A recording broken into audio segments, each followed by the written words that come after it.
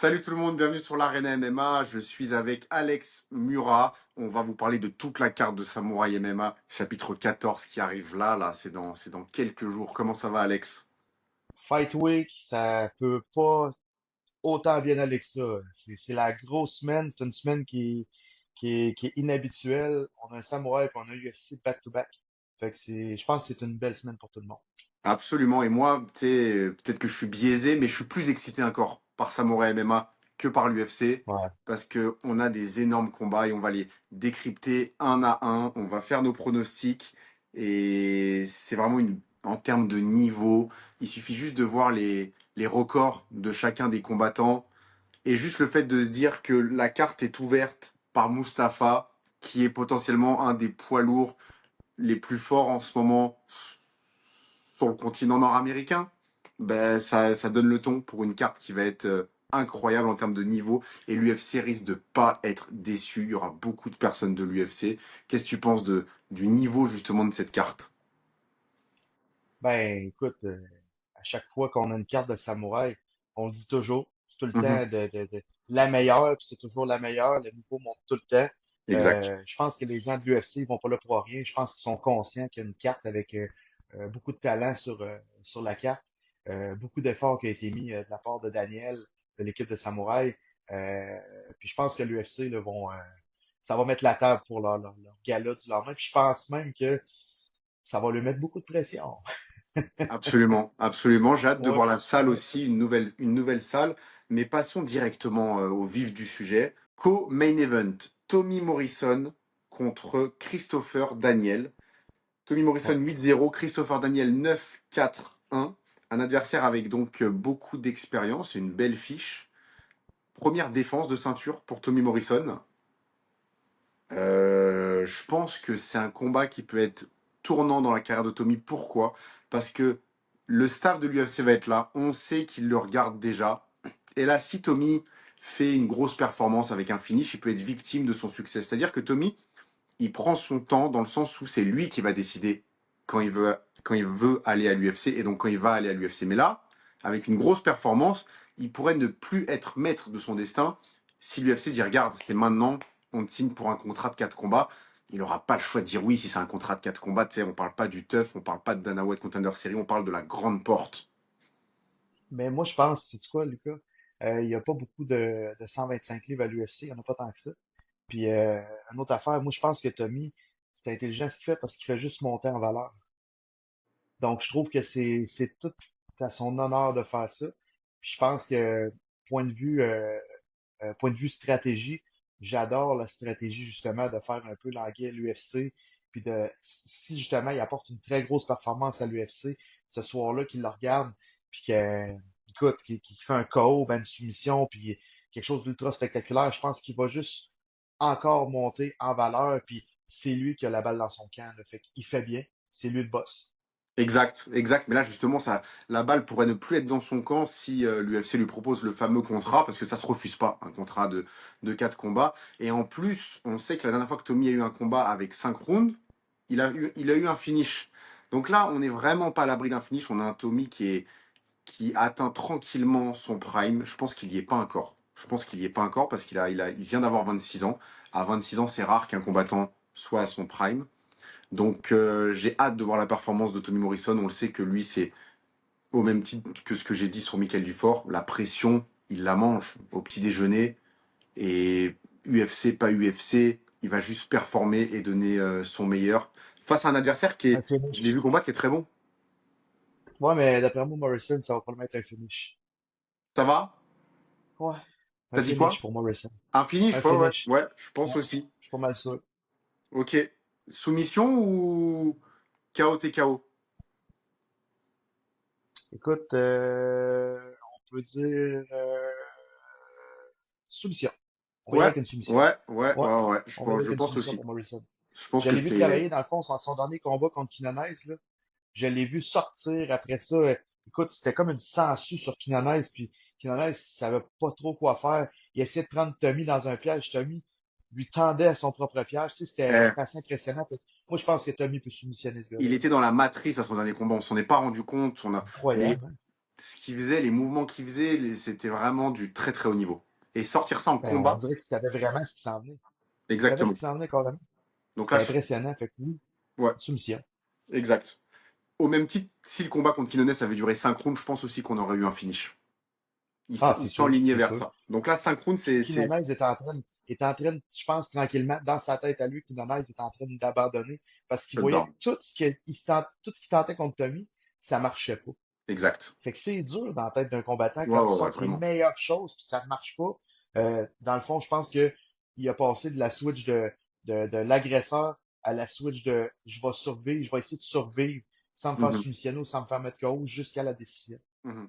Mais je pense que c'est Fait un que peu ce qui va chapeau à se Tommy. passer pour Christopher Daniel. Oui, Il va sûrement arriver dominant, oui, agressif, et il va vite se rendre compte qu'il est à l'extérieur, que le public est contre lui, que et que dans la cage ça va pas être facile.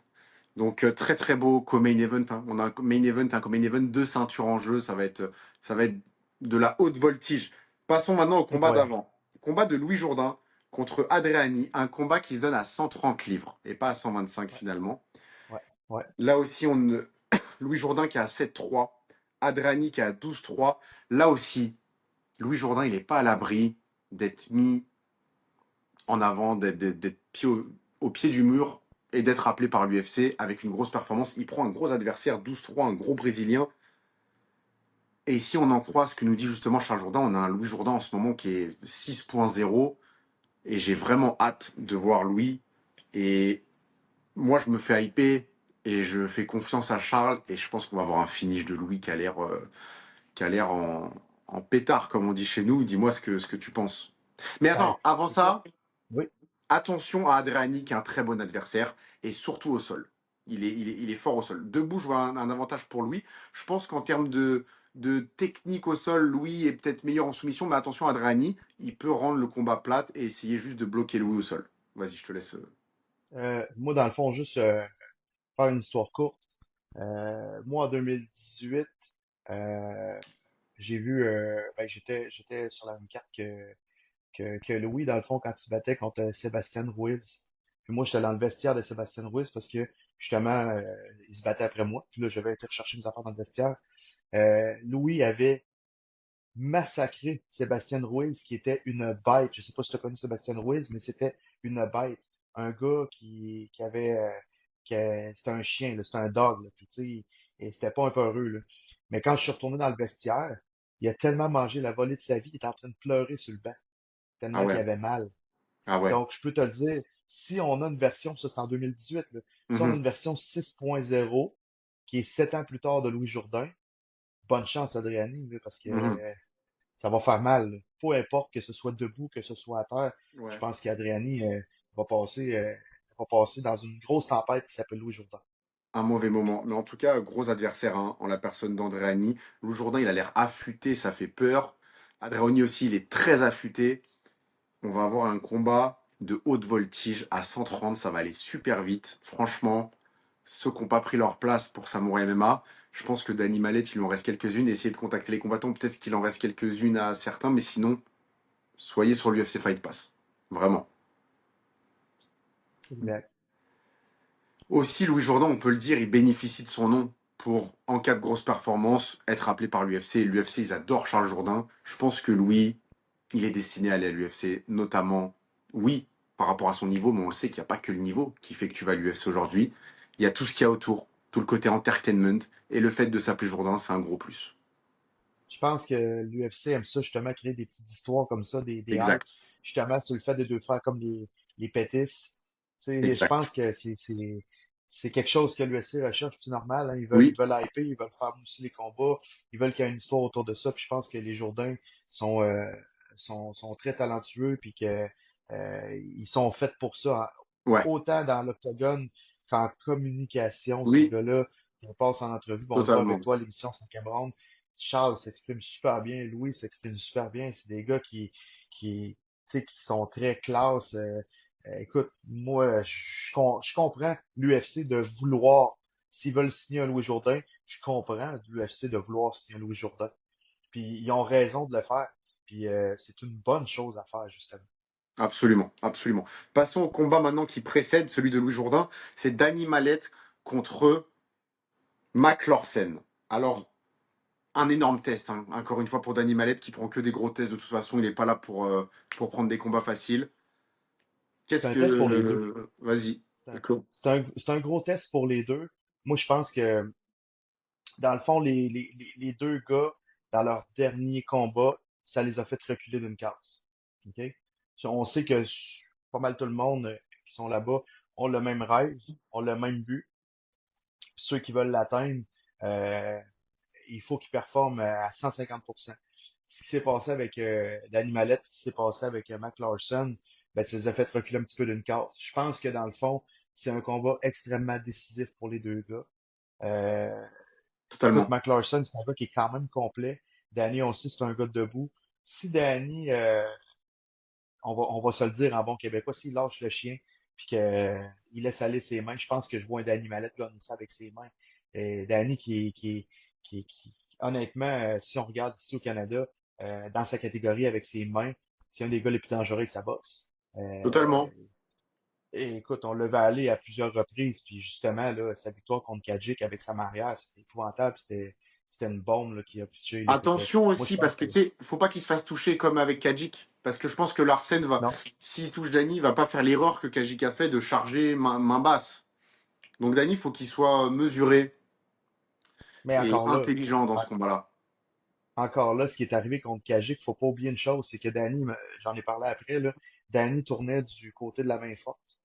Donc, c'est sûr qu'il était Ouais, constamment en danger. ouais, Danny, c'est le stress, je pense, qui était là-bas dans l'Ouest, ça a apporté un gros stress, mais Danny est habitué de se battre à Montréal. Fait que je ouais, pense que ce sera pas un gros stress pour Danny. Puis Danny va arriver en fight shape. Euh, Danny, il met les bouchées doubles. Honnêtement, je pense absolument. qu'un Danny Mallette peut gagner ça, puis peut l'arrêter avant la limite. Je suis pas mal certain. Je pense aussi. Il a les cartes en main. Faut qu'il les, faut qu'il les exploite bien. J'espère qu'il est pas blessé, contrairement à son dernier combat. J'espère qu'il va pouvoir sortir comme il faut. Je pense en tout cas que Lorsen va prendre en exemple la performance de Jordan Main et notamment en Ouais, lutte, ce que ça le se peut. Main avait fait à Dany, tu sais, il l'a quand même jeté. Je pense que Lorsen, il va totalement essayer de faire ça. Ça va être son game plan et ce serait logique finalement que ce soit son game plan et ce serait même limite pas professionnel que ce soit pas son game plan. Parce que clairement, Mais contre Dany, tu luttes. une chose, ce qui est arrivé aussi avec Danny, justement, comme tu le dis, il était blessé à son dernier combat. Il était blessé, puis il était trop pesant. Fait que, honnêtement, moi, de ce que je pense, s'il fait le même game plan qu'avec Jordan Mean, ça se peut que ça se retourne contre lui. Parce que Danny, il y avait des strikes contre lui. OK? Fait que je pense que si McLaughlin essaie la même chose, je pense qu'il va payer le prix puis solide à part ça, là. Mais je pense, tu C'est ce que penses je donc pense. qu'il voudrait peut-être rester debout? Ben, écoute, moi je pense que Pourquoi ça se pas? peut que McLaughlin veuille rester debout parce qu'il a vu Jordan Mean performer debout, mais je pense que c'est l'erreur qu'il va faire. Mais Parce que Mine si a... tu restes debout contre Danny Ouais, Mallette, là, c'est ok. dangereux. Mine, c'est quand même en lutte qu'il a réussi Ouais. à bien Mais dominer Dany. même debout, là, il Ouais, il était chassait tout bon. le long sur le tour de la Ouais, cage. ouais, c'est vrai, c'est vrai. Fait Mais en que, tout tu sais, cas, moi, je pense qu'il gros va rester debout avec. combat de rédemption pour les deux, là. Combat de Ouais, rédemption pour les deux. ouais. Passons au combat qui précède celui-là, à savoir Antoine Chaput contre Casey Radon. Antoine Chaput 4-2, Casey Radon 5-1. Gros test encore une fois pour Antoine Chaput, un black belt en face de lui. Je pense qu'Antoine Chaput a les armes pour le battre. C'est un combat que je trouve moins dangereux que Cérès, parce qu'en face, on a quelqu'un qui est peut-être plus complet que Cérès, mais qui a moins ce facteur puissance, KO, KO power, Ah, c'est qui différent. peut mettre fin au combat à tout moment. Tu sais, c'est différent parce que Sarah, ils amènent les gens à la guerre carrément. Ils Exact. amènent à la guerre. Tandis que là, je pense que ça va être plus un combat technique. Ça va être plus quelque chose qui va. Chacun va sortir tous ses outils, va sortir. Oui, Avant de continuer, quel est ton pronostic? Parce qu'on n'a pas fait le pronostic pour Mallette Lorsen. Mallette par KO. Mallette par KO, ok. Mallette par décision. KO au deuxième round. Ok, moi je vois 2-1 pour Mallette. 2-1 Ouais. pour Mallette. Deuxième, moi, c'est KO au deuxième round, donc on va le voir là. Mais dans Parfait. un cas comme dans l'autre, c'est Mallette qui compte. On espère, parce que c'est pas facile. Euh, Non. on avait donné le pronostic pour Jourdain contre Adriani? Ouais. Jourdain? Oui, oui, c'est Jourdain. T'avais dit précisément? Ben, moi, Jourdain, je le vois probablement gagner par KO. KO, ok. Ça, on n'avait pas dit. Ouais. Moi, je vais y aller à soumission. Soumission? Soumission de Lourdes avec Moi, je Fabio pense Landa dans le coin qui va pouvoir un violent KO. Je pense que cette carte-là, on va voir des violents KO. des violents Je KO. suis Bon, certain. Ouais. revenons sur Chapu. Je pense que Chapu va dominer debout totalement Ouais. Radon. Mais Chapuis, ça va être une décision. Tu vois une décision? Ouais. Moi, je vois une finition. Une Je finition? pense que Chapu va finir Radon par TKO. Ah, Je pense qu'il va le drop et au sol, peut-être. il va Ah ouais. Ben, tambouriner. on s'entend sur la win de Chaput. Mais Ouais, moi, par contre, je vois vraiment comme plus Chaput en décision possible là-dessus. aussi. Intéressant. Ouais. Intéressant. En tout cas, Chapu, il passera à 5-2. Il avance Ouais. tranquillement. Ouais. Et ça va être. Tu sais, Il fait son chemin. il fait son chemin et il se dirige vers la ceinture. Donc, veut pas. Peut-être Ouais. qu'un jour, on va avoir une opposition. Moi, je verrais bien un combat rédemption contre Popovic par la suite. Même si Ah, eux, ils mais veulent ça, est-ce qu'il pas. n'y a pas Popovic qui acceptera pas, là, c'est ça le problème, hein. Pourquoi? Ben, je pense que Popovic, il est pas signé avec une autre organisation de mémoire. Bon, tu sais, tout est possible. Mais je sais pas. Mais bon, Ça c'est reste à vraiment voir. juste hors politique. C'est un combat que j'aimerais Ah bien oui, voir, oui, une c'est sûr rédemption que de Antoine. si on referait ce combat-là, il faut juste que Popovic accepte parce que d'après moi, Chaput le voudrait à 150% ce combat-là. Je sais pas parce qu'ils ont. Mais je pense que Chapu accepterait tout le monde. Mais Ah ben oui, ben oui, ben oui. c'est ça, c'est Si ça. Moi t'acceptes un j'aimerais bien. Robert Serra, t'acceptes tout le monde. C'est ça. Louis Sanoudakis contre Romano 11-6. Sanoudakis, je vois pas là, c'est coupé sur l'image, mais je pense qu'il a 10-3 ou 11-3, c'est possible? Samoudakis. C'est pas Louis un finisher, ce gars-là. Sanoudakis. Non, c'est un gars qui gagne, qui sait comment gagner. Oh oui. C'est un gars Au sol, intelligent, tu souvent. sais. Au sol. Ouais, tu sais, c'est un gars intelligent. Moi, je pense que Sanoudakis devrait gagner ça encore une fois par une décision. Il a un gros adversaire quand même en face de lui. Romano, Ouais. c'est pas un petit adversaire. Donc je pense que en plus il a beaucoup de temps d'inactivité. Louis Sanoudakis. Faut pas vendre la peau de l'ours avant l'avoir tué. Et Romano, c'est Ouais. un gros ours. Donc ce combat-là, j'espère que Louis Sanoudakis est prêt. Il a les armes pour gagner. Faut qu'il les utilise bien, ses armes. Et tu sais, parfois l'inactivité, ça peut jouer en la défaveur d'un combattant. Ça joue beaucoup sur le premier round, justement, Mhm. quand il restarte la machine. Je pense que le premier round, Sanoudakis devrait, d'après moi, il va probablement perdre le premier round, mais il va revenir au deuxième round Ok. pour aller chercher un 2-1 en décision. Pas mal Une sûr. victoire par décision de Louis Sanoudakis, je pense Ouais. que c'est très Ouais. probable, en effet. Ça fait partie des choses probables. 2 rounds contre un pour Sanoudakis. Et puis ça va être l'occasion aussi pour Sanoudakis, peut-être, de se faire un nom à Samouraï MMA, de se faire un nom pour cette nouvelle génération de fans de MMA québécois qui ne le connaissent pas forcément. Ben, oui. C'est sûr que Sanoudakis, Samouraï, on l'a jamais eu sur une carte. Corrige-moi si je me trompe, mais il n'a Non, jamais non, été c'est sur une ça. carte Samouraï. Exact. Donc, c'est sûr que c'est difficile pour quelqu'un de se faire connaître quand t'es pas sur la carte d'une des organisations les plus grosses au Canada. Donc, oui, ça va. Ouais. Puis, écoute, il tombe exactement sur la bonne soirée en plus. Ouais, exact. Passons au combat qui précède, donc le deuxième combat de la soirée, Diego Santos contre Mitch Strazzella.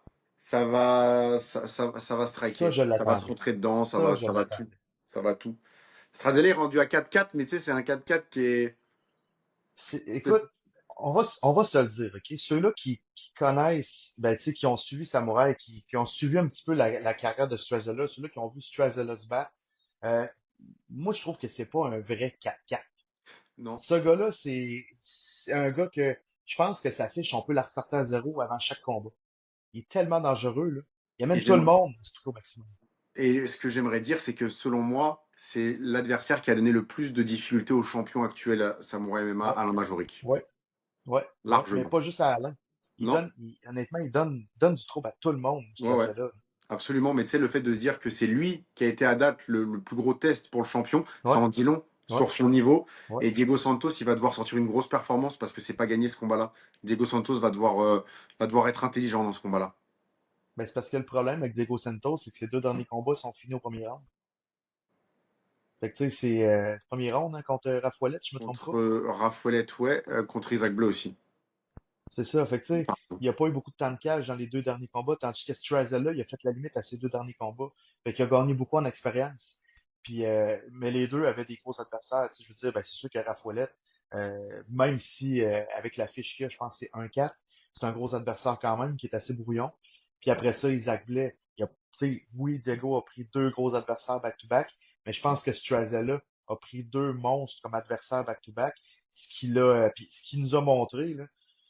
Écoute, moi, ce combat-là, je vais pencher du côté de Strazella. Tu penses que Strazella a ce qu'il faut finalement Ouais, pour battre Diego Santos? ouais, exactement. Tu sais, honnêtement, Strazella, je l'ai vu manger des coups, puis sans, sans être très affecté par ces coups-là. Strazella va aller dans une guerre de sang, puis ça ne dérange pas en tout. Là. Puis il peut aller au sol, il peut se relever. C'est un C'est un très bon serpent. combattant. C'est un très bon combattant. Ah, Je pense que, tu sais, il est peut-être même favori dans ce combat, en effet. ben moi je pense que Et oui. je pense que si Diego, il a les moyens, je pense, de gagner.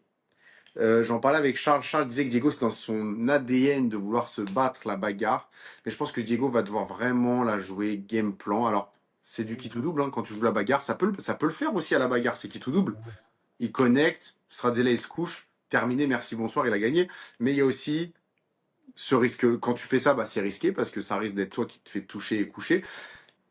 Et il y a aussi donc l'option de combattre plus finement, je dirais, en jouant une tactique peut-être plus basée sur le sol, parce qu'on l'a vu que Stratzella, quand il se fait dominer par Karim Ndiaye, c'est au sol, et que Alain Majoric l'a aussi dominé au sol. Donc voilà. Mais je sais pas si tu as remarqué, mais tu sais, comme Diego Santos, mais c'est normal, quand il avance, il est super dangereux puis il est super confiant. Ouais, Mais quand il se fait mettre ses talons comme Isaac Blais l'a fait, là, ça a pas duré longtemps. Puis il faut pas oublier que Strazella met tout le monde sur les talons, il met énormément de pression, c'est tout le temps lui qui avance. grosse pression de Stratzella, c'est vrai. Donc très beau Fait que combat, hein. ouais, Très beau ouais, combat. vraiment. Fait que Strazella par décision. Par décision. Ouais, par décision, Strazella. Moi, je vois pas une décision dans ce combat. Je vais y aller avec Santos. Santos Santos, par soumission, tiens. par soumission? OK. OK. Avec un game plan basé sur le sol et un travail au sol. C'est un Brésilien. Il va soumettre Stratzella. On vient de hyper ce combat-là parce que toi, t'es Santos, moi, je suis Strazella. Ça vient de monter un petit niveau de Ouais, hype ouais, sur ouais. le combat encore. Mais C'est c'est bon, ça. ça. Et même, tu sais, tous Ouais, les combats, même si on a des avis qui sont les mêmes, on va, ouais. il y a très peu de chances que tous nos pronostics soient bons. Parce que c'est des combats qui sont très serrés en termes de match-up. On aura. Parenthèse, bonne école hier, hein. Fait Ouais, que, c'est ça. c'est ça. Il s'est fait détruire par des riders. Premier combat de la soirée, Ouais. Mustafa Salihzadeh contre De Andrade. De Andrade qui est un poids lourd à 1-0. Mustafa qui est à 3-0. Mustafa, ceux qui le connaissent savent que il est un peu injouable, hein. Il fait partie du très haut niveau en termes de poids lourd. La seule chose qui peut jouer contre lui un peu, c'est sa taille, parce qu'il est petit pour un poids lourd. Mais à part ça, ça va prendre quelqu'un d'excellent pour Mais battre Mustafa, et je pense que ce combat-là, il va le gagner. son autre adversaire d'avant était grand aussi, puis ça a rien changé, là. Hmm. Moi, je pense que le mot qui va être le plus important là-dedans, c'est qu'il faut vraiment que les vis de l'octogone soient bien serrées pour qu'il n'y ait rien qui tombe parce que ça va brasser, là. Mais je pense que ça va faire un round Mustafa par KO. Ah ouais, C'est ce un que je KO, dis. hein. S'il va le. Ok. Ah, Moi, je pense que les Mustafa va l'amener takedowns à vont. terre, Ouais. il va l'amener à terre, il va le frapper, l'arbitre va arrêter ça. C'est exactement ce qui va se passer. Ouais, ouais, puis tu sais, Mustapha, c'est le genre de mec que dans le fameux débat, un gorille contre 100 hommes, mais un gorille contre 30 Mustapha, ça peut être pas mal déjà. Les 30 Mustapha, ils peuvent arriver à bout du gorille, je pense. Moi, je vais à la gare, j'amène juste un Mustafa, puis je suis Ouais, c'est satisfait. C'est ça. trop bien ça. Il est énorme et il a une force qui est Ah, dure à se rendre compte, en fait. Donc, tu sais, moi, j'ai parlé à beaucoup de gens qui s'entraînent avec lui, des, des gros gars, là. Et ils me disent, Mustapha, c'est terrible. c'est surhumain. Ouais, littéralement. C'est lui qui ouvre la carte en C'est plus. lui qui ouvre la carte. Donc, victoire de Mustapha, parfait. Bon, bah, très